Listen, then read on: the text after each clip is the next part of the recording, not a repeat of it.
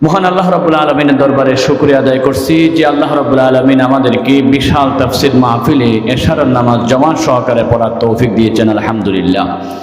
নবীজি বলেছেন, যারা এশা এবং ফজরের নামাজ জামাত সহকারে পড়লো তারা যেন পুরা রাত তাহাজ্জুদ নামাজ আদায় করলো। সুবহানাল্লাহ। যারা এশার নামাজ জামাতে পড়েছেন চেষ্টা করবেন ফজর ও জামাত পড়ার জন্য, ইনশাআল্লাহ। রাজি আছেন তো? ইনশাআল্লাহ। আল্লাহ যেন কবুল করেন, জোরে বলুন আমিন। আল্লাহর হাবিব বলেছেন, দুইটা নামাজ মুনাফিকের জন্য বেশি কষ্টকর, একটা হলো এশা আর একটা হলো ফজর। এই দুই নামাজ যারা জামাতে পড়ে তাদেরকে মুনাফিকের লিস্ট থেকে নাম কেটে দিবেন, বলেছেন মুহাম্মদ রাসূলুল্লাহ সাল্লাল্লাহু আলাইহি ওয়াসাল্লাম। সুতরাং আমরা মুনাফিক নয়, আমরা খাঁটি ঈমানদার। আল্লাহ আমাদেরকে তৌফিক দিয়েছেন আল্লাহর ঘরে, আল্লাহর কোরআনের বাগানে বসার জন্য। সেজন্য আবারও বলি আলহামদুলিল্লাহ। রাসূলের শানে অসংখ্য দরুদ ও সালাম, যেই নবীর আদর্শই উম্মতের জন্য একমাত্র আদর্শ। আল্লাহ রাব্বুল আলামিন বলেছেন, লাকাদ কানা লাকুম ফি রাসূলিল্লাহি উসওয়াতুন হাসানা। আল্লাহ রাব্বুল আলামিনের নবীর শানে দরুদ পড়ার পরে যারা স্বাধীনভাবে কথা বলার জন্য পরিবেশ তৈরি করে দিলেন, তাদের আত্মার মাগফিরাত কামনা করছি। ঐতিহাসিক বদর থেকে শুরু করে বর্তমান পর্যন্ত সোহাদায়ে বদর, উহুদ, খান্দাক, বৈষম্য বিরোধী ছাত্র আন্দোলনে যত ভাইয়েরা শহীদ হয়ে গেল তাদের জন্য দোয়া করি। শহীদ আবু সাঈদ, শহীদ মাহফুজ মুগ্ধ, বিশেষ করে ইসলামী আন্দোলনের প্রবীণ নেতৃবৃন্দ যারা শাহাদত বরণ করেছেন, আল্লামা মতিউর রহমান নিজামী, আব্দুল কাদের মোল্লা সহ, আল্লাহ শাহাদতের উচ্চ মর্যাদা তাদেরকে দান করুন, আমরা বলি আমিন। আমরা কলেজা দিয়ে স্মরণ করছি ওলামা জগতের অহংকার, তাফসীর জগতের অলংকার, ফজিলাতুল শেখ, সকলের নয়নমণি, শ্রেষ্ঠ শহীদ আল্লামা দেলোয়ার হোসেন সাঈদী শাহ হুজুর নব্বরাল্লাহু মারকাদাহু ওয়া জাআলাল জান্নাতা মাসওয়াহু। ওনাকে শ্রদ্ধার সহিত স্মরণ করছি। আল্লাহ ওনাকে জান্নাতের আলা মাকামে স্থান করে দিন, আমরা বলি আমিন। 12 বাকিয়াতে যত মানুষ কবরবাসী হয়ে গেছে সবার আত্মার মাগফিরাত কামনা করছি। শুরু করছি আমার নির্ধারিত বিষয়। আল্লাহ রাব্বুল আলামিনের কোরআন কারীম থেকে একটা আয়াতের অংশ আমি তেলাওয়াত করেছি। এটা যেহেতু তাফসীর মাহফিল, সেই তাফসীরের দাঁড়ে কথা বলতে হবে। কোরআন কারীম হচ্ছে টোটাল 30 পারা। 30 পারার মধ্যে আজকে আমি আলোচনা করব ইনশাআল্লাহ 21 নম্বর পারা থেকে। 21 নম্বর পারা, সেই পারার নাম হচ্ছে উতলু মা উহিয়া ইলাইকা মিনাল কিতাব।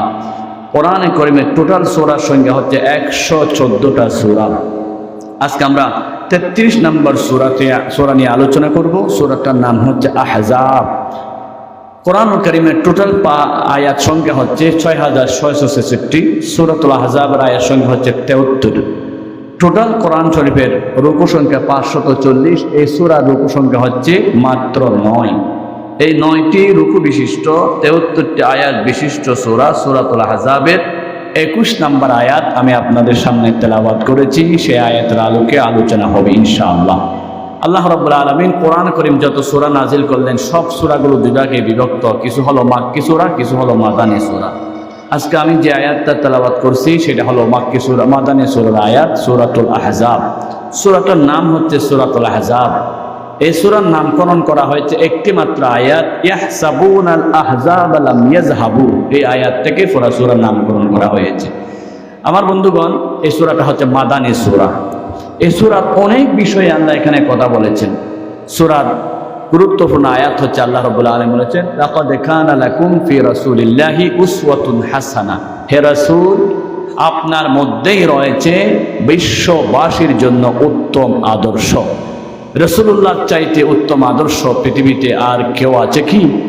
রাসূলুল্লাহর চাইতে শ্রেষ্ঠ আদর্শ আর কেউ আছে কি? আল্লাহ রাসূলকে আল্লাহ রাব্বুল আলামিন খুলুকে আযীম করে প্রেরণ করেছেন। আল্লাহ রাব্বুল আলামিন বলেন, ওয়া ইন্নাকা লাআলা খুলুকিন আযীম। হে নবী, আপনি হলেন মহান চরিত্রের অধিকারী, চরিত্রের আধার। আপনার মধ্যে যে চরিত্র আছে সেগুলো মানুষকে পাগল করে দেয়। রাসূল করিম সাল্লাল্লাহু আলাইহি ওয়াসাল্লামের চরিত্র যেদিকে তাকান সেদিকে আযীম। আযীম বলা হয় আরবিতে।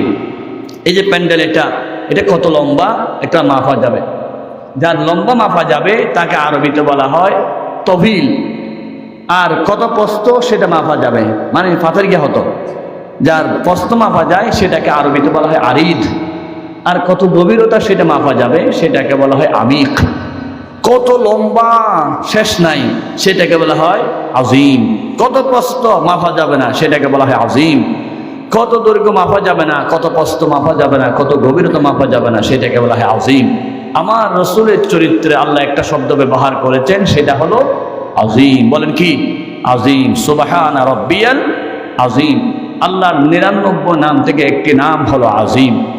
আমার বন্ধুগণ, এই আজিমত্ব এত মহান, যার চরিত্র পৃথিবীতে কেউ কলঙ্ক লেপন করতে পারে নাই। চরিত্র হলো 3 প্রকার। একটা হচ্ছে খুলুকে হাসান, খুলুকে কারীম, খুলুকে আজিম। খুলুকে হাসান মানে ভালো আচরণ করা।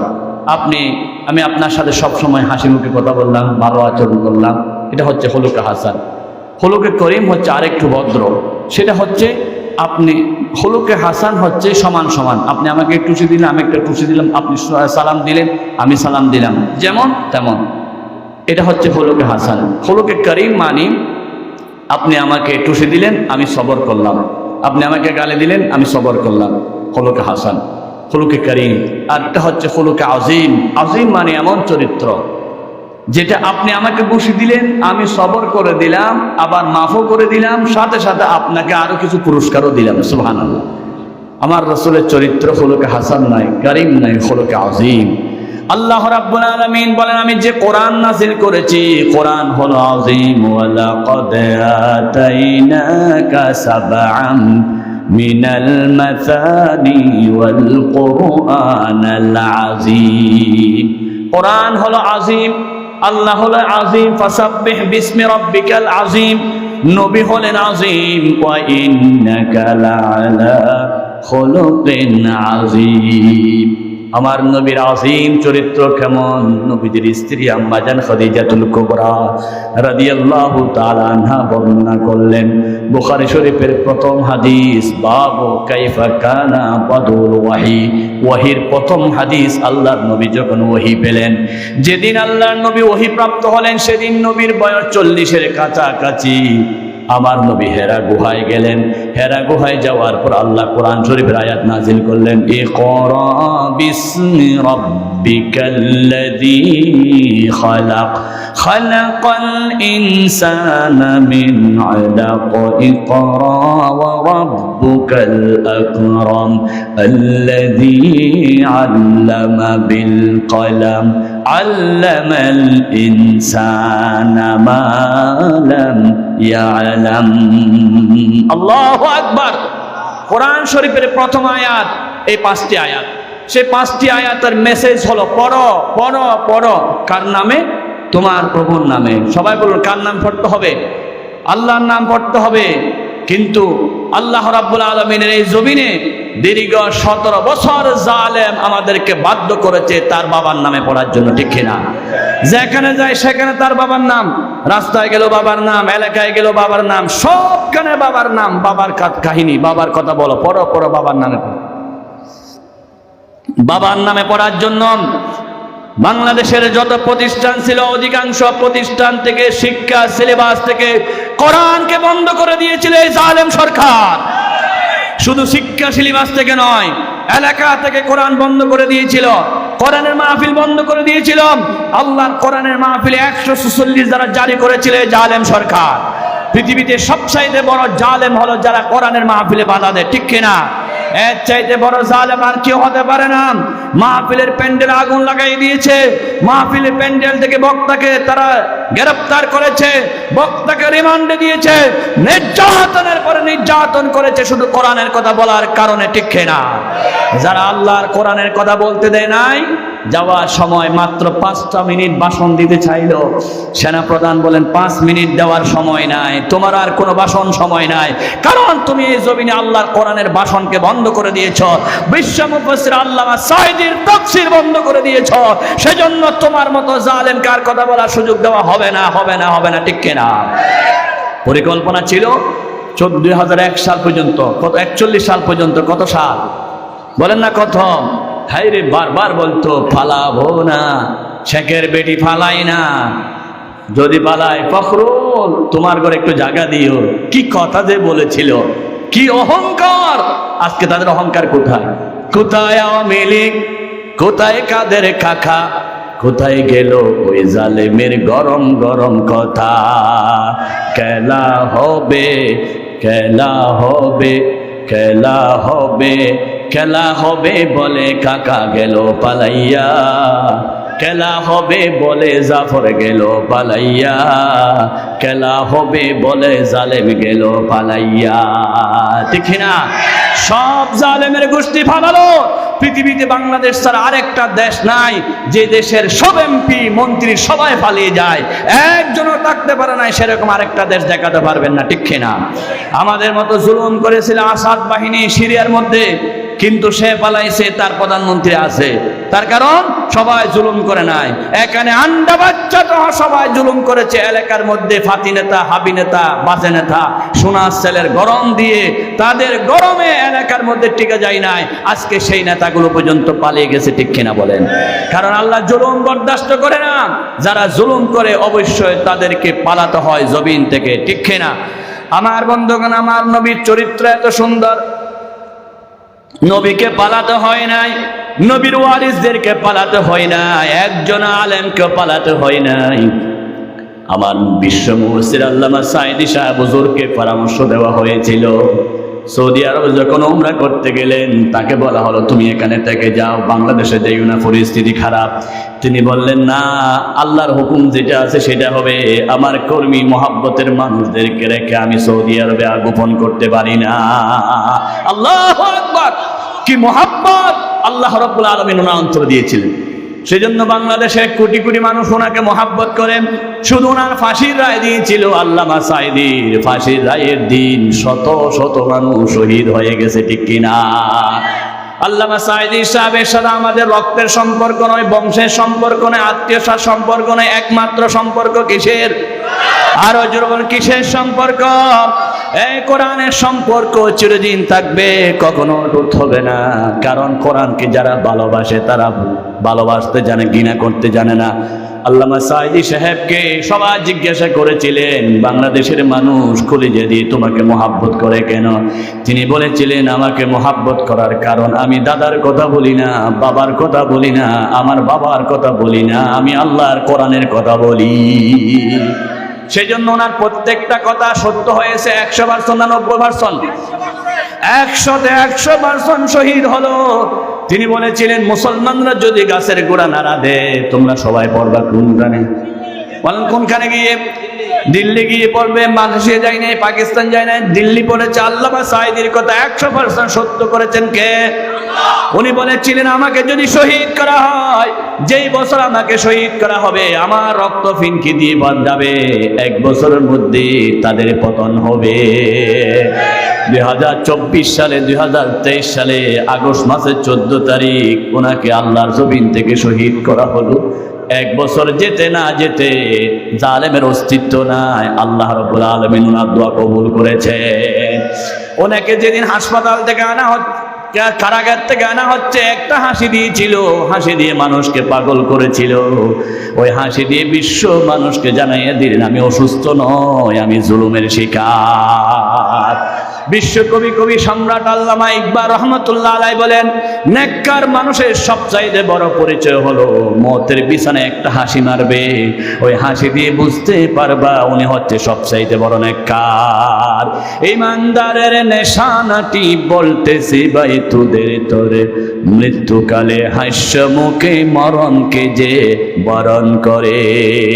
হাসি প্রমাণ করে উনি যে আল্লাহর জান্নাতি মানুষ। আল্লাহু আকবার! ওনাকে যেদিন নিয়ে যাওয়া হয়েছিল সেই দিনটা ছিল সোমবার। কি বার? আল্লাহ রাসূল দুনিয়া থেকে গিয়েছিলেন সোমবার। নবীজি সোমবারকে বেশি পছন্দ করতেন, প্রতি সোমবার রোজা রাখতেন। আবার নবী বলতেন, যারা নেককার মানুষ মারা যায়, ওই মানুষ মারা যাওয়ার পর আকাশ কাঁদে, বাতাস কাঁদে। উনি দুনিয়া থেকে যাওয়ার পর গুড়ি গুড়ি বৃষ্টি হয়েছিল। এটা বৃষ্টি নয়, আকাশের ক্রন্দন, আমরা বুঝতে পারি না।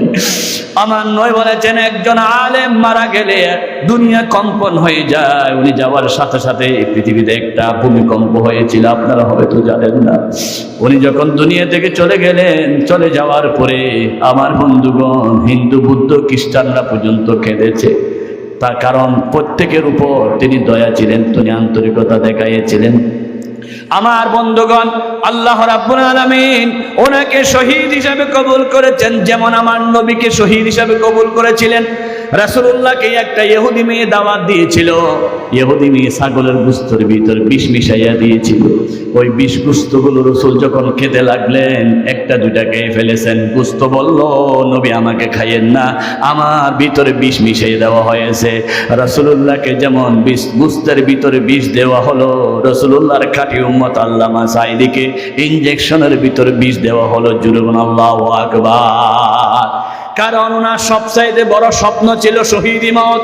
আমি নিজের কানে শুনেছি, ওনার ছেলে রফিক সাদি আমার বন্ধু ছিল, সব সময় আমার সাথে দেখা হতো, আমার বাসায় যেত। উনি বারবার বলতেন, আমি যাতে শহীদ হতে পারি দোয়া করিও। প্রত্যেকটা মাহফিলে শাহাদতের জন্য দোয়া করতেন আল্লামা সাঈদী সাহেব। জুরে বলুন আল্লাহু আকবার। আল্লামা সাঈদী তুমি মরনি, শহীদ হয়েছ তুমি এটাই জানি। ওনার আরেকটা স্বপ্ন ছিল বাংলার জমিন কোরআনের জমিনে পরিণত হওয়া। কিসের জমিনে বলুন, কিসের জমিনে? ওনার স্বপ্ন ছিল আমরা সেই স্বপ্ন পূরণ করার জন্য সবাই ঐক্যবদ্ধ হয়ে প্রয়োজনে জীবন দেব, রক্ত দেব, এই জমিনকে কোরআনের জমিনে পরিণত করব। কারা কারা যে আছি হাত আল্লাহকে দেখায়। লিল্লাহি তাকবীর। আল কোরআনের আলো, কোরআন সুন্নাহ যেখানে, কোরআন নাই যেখানে। লিল্লাহি তাকবীর। ওনার এটা বড় স্বপ্ন ছিল, এই স্বপ্ন আমাদেরকে বাস্তবায়ন করতে হবে। জালেম সরকার যেমন ভারতের স্বপ্ন বাস্তবায়ন করার জন্য এগুলো করেছে। জালেম সরকার ভারতকে খুশি করার জন্য আবরার ফাহাদকে হত্যা করেছেন। জালেম সরকার ভারতকে খুশি করার জন্য সালাউদ্দিন কাদের চৌধুরীকে হত্যা করেছেন, শহীদ করেছেন। জালেম সরকার শুধুমাত্র ভারতকে খুশি করার জন্য আল্লামা সাঈদীকে শহীদ করেছেন। ঠিক না? কারণ আমাদের কাছে রব হলো আল্লাহ, আর জালেমের কাছে রব হলো ভারত। ঠিক কিনা? তারা ভারতকে প্রভু মানত, ভারতকে খুশি করার জন্য যা কিছু দরকার সব করত। ঠিক কিনা বলেন? ভারতকে খুশি করার জন্য এই ডিসেম্বর মাস আসলে পরে ভারত থেকে লক্ষ লক্ষ কোটি কোটি টাকার বই আনতো। আমার দেশের প্রত্যেকটা প্রতিষ্ঠানে বই ফ্রি দেওয়া হতো। আমার দেশের মুরব্বীরা কি খুশি, 1 বই ফ্রি, 2 বই ফ্রি, 3 বই ফ্রি, 4 বই ফ্রি, ফ্রি বই পেয়েছে খুশি। আমার বন্ধুগণ, ভারত থেকে যে ফ্রি বইগুলো আমাদেরকে সাপ্লাই দিয়েছে, এগুলো শিক্ষা সিলেবাস ছিল না, এগুলো ছিল টিরিং টিরিং সাইকেল চালায় ফেরিওয়ালা যায়, শরীফ থেকে শরীফা বানানোর কারখানা এবং ট্রান্সজেন্ডারের কারখানা। একটা বইও আমার নবীর জীবনে ছিল না, সাহাবায়ে কেরামদের জীবনে ছিল না। সবগুলো হিন্দুয়ানি এবং মূর্তি পূজা শিক্ষা দেওয়ার বই ছিল। ঠিক কিনা? 2025 সালে আমরা শপথ নিচ্ছি, বাংলাদেশের কোন প্রতিষ্ঠানে ভারতের বই আমরা মেনে নেব না। একটা প্রতিষ্ঠানও ভারতের বই দেওয়া হবে না, হবে না, হবে না। আপনারা কি ভারতের বই চান? আমরা 2025 সালে আল্লাহর সিলেবাস কোরআন চাই। আল্লাহর কোরআনকে প্রত্যেকটা প্রতিষ্ঠানে অ্যাড করতে হবে। ধর্ম উপদেষ্টা বলেছেন ধর্ম শিক্ষাকে বাধ্যতামূলক করবে। আমরা স্বাগতম জানাই। আমরা দেখতে চাই 2025 সালে প্রত্যেকটা শিক্ষা প্রতিষ্ঠান ধর্মীয় সিলেবাস দিয়ে ভরপুর হোক। কারা কারা দেখতে চান? হাত আল্লাহকে দেখান। আল্লাহ আমাদেরকে কবুল করুন। আমরা আমাদের সিলেবাস কি চাই বলেন না? কি চাই? আরো জোরে বলুন, কি চাই? বাংলাদেশের সিলেবাসকে কোরআন দিতে হবে। কোরআন ছাড়া আমরা কোনো সিলেবাস চাই না। এতদিন বস্তা ভরা সিলেবাস দিয়েছিল। তোমার বাবার ছবি, তোমার বাপকে জাতির বাপ বানাইয়া দিয়েছিলাম, নিজের বাপকে সবার বাপ। সেটা কি সবার বাপ হতে পারে? জাতির পিতাকে ইব্রাহিম আলাইহিস সালাম, সবাই বলেন জাতির পিতা ইব্রাহিম। বঙ্গবন্ধু ঘোড়ার ডিম, বলেন জাতির পিতা ইব্রাহিম, বঙ্গবন্ধু ঘোড়ার ডিম। ভারতকে খুশি করার জন্য ভারত থেকে বই এনেছে, যেই বইয়ের সিলেবাস ইসলামের কিছু ছিল না। ভারত থেকে খুশি করার জন্য ভারত থেকে ক্যাপসুল এনেছে, যেই ক্যাপসুল খাওয়াই আমাদের ছেলে, অনেক ছেলে মারা গেছে, অনেক বাচ্চা মারা গেছে। ভারতকে খুশি করার জন্য তাদেরকে মনকে মন ইলিশ দিয়েছে, আরো বলেছে কি পরিমাণ যে দিয়েছি ভারত কখনো ভুলবে না। তুমি কি দিয়েছ আমরা জানি, পুরো জীবনটা দিয়ে ফেলছো আর কি। তুমি এখন শাশুড় বাড়িতে সংসার করো, অসুবিধা নাই, কিন্তু বাংলাদেশে আর কোনোদিন নাক গলাবার চেষ্টা করবে না। গত 3 দিন আগে বিশ্ব ইস্তেমার মাঠে যে হত্যাকাণ্ড হয়েছে, তাবলীগের জামাতের মধ্যে যে মারামারি হয়েছে, এটা সম্পূর্ণ ভারতের ইন্ধন ছাড়া আর কিছু হয়। আমরা বাংলা জমিনে আর রক্ত চাই না, ইসকন দিয়ে তুমি অশান্তি সৃষ্টি করবে, আমরা সহ্য করতে পারি না। বাংলাদেশের একটা তামাল ছেলে আইনজীবী সাইফুল ইসলাম আলিফকে তোমরা হত্যা করেছো জজ কোর্টের সামনে ইসকন দিয়ে। এটা ছিল এই জালেমের দালালি, ভারতের দুশ্মনী, ঠিক কিনা? এবং তাবলিগ জামাতের ইজতেমার মাঠে যে ঘটনাটা হয়েছে সেটা হচ্ছে ভারতের পরিকল্পনা। কার পরিকল্পনা? না হয় তাবলিগ জামাত এত খারাপ ছিল না, একই টেবিলে একই প্লেটে বসে তারা ভাত খায় 6 জনে, এবং একই সাথে নামাজ পড়ে, একই মসজিদে তাকবীর ওয়ালা সহি নামাজ পড়ে। হজের পরে দ্বিতীয় স্টেশন এটা ছিল, বিশ্বের 70টা দেশ থেকে এখানে মুসলমানরা আসতো, কিন্তু সেই এলাকাকে নাপাক করে ফেলেছে, রক্ত রঞ্জিত করেছে। আমরা এই ময়দান থেকে জানিয়ে দিতে চাই, ভারতের কোন দালাল বাংলার টেকনাফ থেকে তেতুলিয়া, রূপসা থেকে পাতুরিয়া একজনকেও আমরা বরদাস্ত করব না, করব না, করব না, ঠিক না? ভারতের সমস্ত ষড়যন্ত্র বন্ধ করতে হবে, ইসকনকে নিষিদ্ধ করতে হবে, জুলুম বন্ধ করতে হবে, দালালি বন্ধ করতে হবে। প্রয়োজনে আমরা উলামায়ে কেরামরা মাঠে ময়দানে জিহাদের ময়দানে নেমে যাব। ওয়াজ করার দরকার নাই, যতদিন পর্যন্ত ইসকন নিষিদ্ধ হবে না, ভারতের দালালি নিষিদ্ধ হবে না, বাংলাদেশে আমরা ঘুমাবো না। প্রয়োজনে রাজপথে জীবন দেব, রক্ত দেব, শহীদ হয়ে যাব। আল্লাহর কোরআনের পথে কারা কারা আছে হাত তুলে আল্লাহকে দেখায়।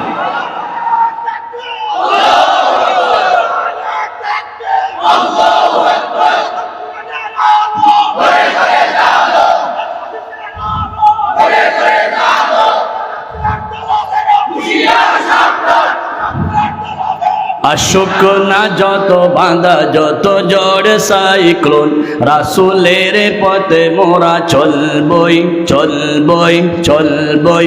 এ জীবন বাজি রেখে দিনের নিশান মোরা বাংলার আকাশে উড়াবই। বলুন ইনশাআল্লাহ। মোরা কামানের মুখোমুখি দাঁড়িয়ে আল্লাহু আকবার বলবই। আসুক না যত বাঁধা, যত ঝড় সাইক্লোন, রাসূলের পথে মোরা চলবই, চলবই, চলবই। এ জীবন বাজি রেখে দিনের নিশান মোরা বাংলার আকাশে উড়াবই। ইনশাআল্লাহ বলেন। আমার বন্ধুগণ, বাংলার জমিনকে তারা অস্ত্রশিশু করতে চায়। বাংলার জমিন স্বাধীন হয় 1971 সনে, বর্তমান 2024 সাল। এই 54 বছরে যতজন ক্ষমতায় ছিল, একজনও আল্লাহর কোরআন দিয়ে দেশ চালায় নাই, ঠিক কিনা? প্রথমে শুনেছিলাম সোনার বাংলা, সোনা দিতে পারে নাই, রূপার বাংলা, রূপা দিতে পারে নাই, আধুনিক বাংলা মুক্তি দিতে পারে নাই, ডিজিটাল বাংলা শান্তি দিতে পারে নাই। লাস্টে ছিল স্মার্ট বাংলা। স্মার্ট বাংলা মানে ডাকাতি করে টাকাগুলো বিদেশে পাচার করার বাংলা। স্মার্ট বাংলা মানে শেয়ার বাজার লুট করার বাংলা।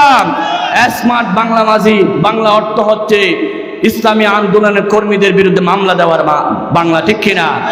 একজনও ঘুমাইতে পারে নাই, রাত্রে আমাদেরকে নাড়া কোড়ায় ঘুমাইতে হয়েছে, ঠিক কিনা? দেখতেছেন চেয়ারে বসছি, চেয়ারে বসতে পারি নাই, বোরকা গায়ে দিয়ে রাস্তায় রাস্তায় ঘুরেছিলাম, লাশ বানিয়ে আমাকে ফেলে দিয়েছিল সাগরের পাশে। কত মামলা জুলুম নির্যাতনের শিকার হয়েছি। এই মুরব্বী যার চেহারা দেখলেন নোরাঞ্জন, উনি পর্যন্ত কারাগারে গেছে, চুরি করে নাই, ডাকাতি করে নাই, শুধু একজন রোজাদার রোজা অবস্থায় মদ খাচ্ছে, সেটা প্রতিবাদ করা, এটা ওনার জন্য হক। উনি যেহেতু চেয়ারম্যান, কিন্তু ওনাকে পর্যন্ত ইমানি পরীক্ষা দিতে হয়েছে। উনি যে আল্লাহর খাঁটি বান্দা, এটা আল্লাহ রাব্বুল আলামিন যাচাই করে নিলেন, আলহামদুলিল্লাহ বলেন। সুতরাং স্মার্ট বাংলা মানি এই নিরহ বড় বড় উলামায়ে কেরামদেরকে জেলখানায় ঢোকানোর মামলা, ঠিক কিনা? সুতরাং আমরা স্মার্ট বাংলা চাই না, ডিজিটাল বাংলা চাই না। আমরা দীর্ঘদিন অনেক বাংলা দেখেছি, এবার সব দেখা শেষ। এবার হল আল কোরআনের বাংলাদেশ। বলেন সব দেখা শেষ, আল কোরআনের বাংলাদেশ। ইনশাআল্লাহ সামনের বাংলাদেশ হবে আল কোরআনের বাংলাদেশ। আমরা আল্লামা সাঈদীকে শহীদ করে আমরা কলিজা কাঁদতেছে, আমরা আল্লামা সাঈদের উত্তর সুরীদেরকে সংসদে পাঠাতে চাই। যারা সংসদ ভবনে আল্লামা সাঈদীর স্মৃতি স্মরণ করবে, সংসদ ভবন থেকে কোরআনের আইন কায়েম করবে, সেরকম এমপি মন্ত্রীদেরকে আমরা সংসদে পাঠাতে চাই, ঠিক কিনা? 5 আগস্টের আগে যে জুলুম করেছিল, সেই জুলুম বাংলা জমিন আর চলতে দেওয়া হবে? টেন্ডার বাজার চলতে দেওয়া হবে? নতুন করে যারা জুলুম করার স্বপ্ন দেখো, নেতৃত্বের হায়ের দেখো, ভুলে যাও। বাংলাদেশের মানুষ কিন্তু এখন সতর্ক হয়ে গেছে, ঠিক কিনা? আর কোন জালেমকে প্রশ্রয় দিবে না। বাংলাদেশের মানুষ এখন কোরআন চায়, রাসূলুল্লাহর সুন্নাত চায়। আল্লাহ রাসূলের সুন্নতেই হলো একমাত্র আমাদের পথ, আল্লাহ নবীর সুন্নতি হলো একমাত্র আমাদের আদর্শ। আল্লাহ বলেন লাকাদ কানা লাকুম ফি রাসূলিল্লাহি উসওয়াতুন হাসানা। রাসূলের সুন্নাত যদি বাস্তবায়ন করা হয়, বাংলার জমিনে চুরি থাকবে না, ডাকাতি থাকবে না, জিনা থাকবে না, রাস্তা ছোট হয়ে যাবে না, কাবিকার টাকা চুরি হবে না। এই নেতা এখানে বসা আছেন, উপজেলা থেকে তাকে ত্রাণ দিয়েছে চাউলের বস্তা, তিনি চাউলগুলো দিয়ে বস্তাটা আবার থানায় ফেরত দিলেন। উনি বলতেছেন বস্তা কেন? বলে বস্তা তো আমাকে দাও নাই, সব ফেরত দিচ্ছেন। এরকম চেয়ারম্যান বাংলাদেশে প্রত্যেকটা ইউনিয়নে দেখতে চান কি চান না? আল্লামা সাঈদীর মতো এমপি দেখতে চান কি চান না? 2 জন এমপি ছিল জামাত ইসলামের, 2 জন এমপি 5 বছর মন্ত্রী, 2 জন, এক বিন্দু পরিমাণ দুর্নীতি তাদেরকে প্রমাণ করতে পারে নাই। সুবহানাল্লাহ বলেন। কারণ তাদের মধ্যে নবীর চরিত্র ছিল। কার চরিত্র? আমার নবী এমন ভাবে সাহাবায়ে কেরামদেরকে গঠন করলেন, চরিত্রবান সাহাবীদেরকে যেই দেশটা গঠন করলেন সেই দেশের নাম হলো সোনালী যুগ। খায়রুল কুরুনি কারানি। আমার নবী সোনার দেশে পরিণত করেছিলেন, র‍্যাব দিয়ে নয়, পুলিশ দিয়ে নয়, বিডিআর দিয়ে নয়। আমার নবী সোনার দেশ পরিণত করেছিলেন একমাত্র কোরআন দিয়ে। সমাধান চাও যদি জীবনে মরণে, ফিরে যাও খুঁজে নাও, চোখ রাখো কোরআনে। সব সময় যদি কোরআনের পক্ষে থাকে তাহলে অবশ্যই শান্তি আসবে কি আসবে না? আমরা কি আর অন্য বাংলা দেখতে চাই নাকি কোরআনের বাংলা দেখতে চাই? বাংলাদেশের প্রত্যেকটা শিক্ষা প্রতিষ্ঠানে কোরআনের সিলেবাস দিতে হবে, আমাদের 1 নম্বর দাবি, ঠিক কিনা? বাংলাদেশের প্রত্যেকটা আদালতে কোরআন দিয়ে বিচার চালু করতে হবে, আমাদের দাবি, ঠিক কিনা? বাংলাদেশের প্রত্যেকটা সেক্রেটারিয়েট কোরআন দিয়ে পরিচালনা করতে হবে, সচিবালয়, এটা আমাদের দাবি, ঠিক কিনা? আমরা অনেক ধোঁকা খেয়েছি, আর ধোঁকা খেতে রাজি নয়। আমরা এবার কোরআনের বাংলা চাই, রাসূলের আদর্শ বাংলার জমিনে কায়েম করতে চাই।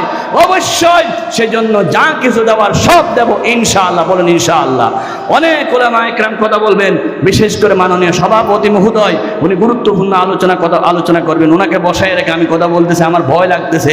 উনি যেহেতু আমার উস্তাদের উস্তাদ, আমার দাদা উস্তাদ, আমার মুরব্বী, আমি হযরতকে বসাই অনেক কথা বলে ফেলেছি, হয়তো উনি মাইন্ড করলে আমি তো শেষ হয়ে যাব। এরপরও ওনাকে আল্লাহ রাব্বুল আলামিন কবুল করুক। এলাকার মাটি ও মানুষের জন্য উনি একদিকে মাদ্রাসার মুহাদ্দিস, মুফতি, প্রিন্সিপাল, অপরদিকে এলাকার সেফা সালার। রাসূলুল্লাহর সুন্নাত পরিপূর্ণ পালন হবে তখনই যখন ওই নেতা নামাজের ইমামতি করতে পারবে। সুবহানাল্লাহ। কবি জং মে সেফা সালার রহিয়া, নামাজোं में বিসরওয়ার বি রহিয়া। আমার নবী জিহাদের ময়দানে সেনাপতি ছিলেন, আমার নবী রহমতুল লিল আলামিন মসজিদে ইমাম ছিলেন। এমন চেয়ারম্যান, এমন এমপি আমরা চাই যারা মসজিদে ইমামতি করতে পারবে, সংসদে নেতৃত্ব দিতে পারবে, ঠিক কিনা? আল্লাহ সবাইকে কবুল করুক, জোর বলুন আমিন। রাজি আছেন তো ইনশাআল্লাহ? সবাই কবুল করুক। মাননীয় সভাপতি মহোদয় কথা বলবেন ইনশাআল্লাহ। আল্লাহ বলেছেন ভারত তোমার বন্ধু নয়, ভারত তোমার দুশমন। আল্লাহ বলেছেন লা ইয়াত্তাখিযুল মুমিনুনাল কাফিরিনা আউলিয়া মিন দুনিল মুমিনিন। কখনো কাফেররা মুমিনদের বন্ধু হতে পারে না। মুমিনদের বন্ধু হলো ইন্নামা ওয়ালিয়ুকুমুল্লাহু ওয়া রাসূলুহু ওয়াল্লাযীনা আমানুল্লাযীনা ইউকিমুনাস সালাতা। মুমিনের বন্ধু হলো আল্লাহ, মুমিনের বন্ধু হলো রাসূলুল্লাহ, মুমিনের বন্ধু হলো যারা নামাজ পড়ে তারা। সুতরাং আমরা পরস্পর বন্ধু হয়ে থাকবো, আমরা এই জমিনকে কোরআনের জমিনে পরিণত করব। আল্লামা সাঈদী সাহেবের স্বপ্ন আমরা পূরণ করব ইনশাআল্লাহ। ওয়া মা তৌফিক ইল্লা বিল্লাহ। আসসালামু আলাইকুম ওয়া রাহমাতুল্লাহি ওয়া বারাকাতুহু।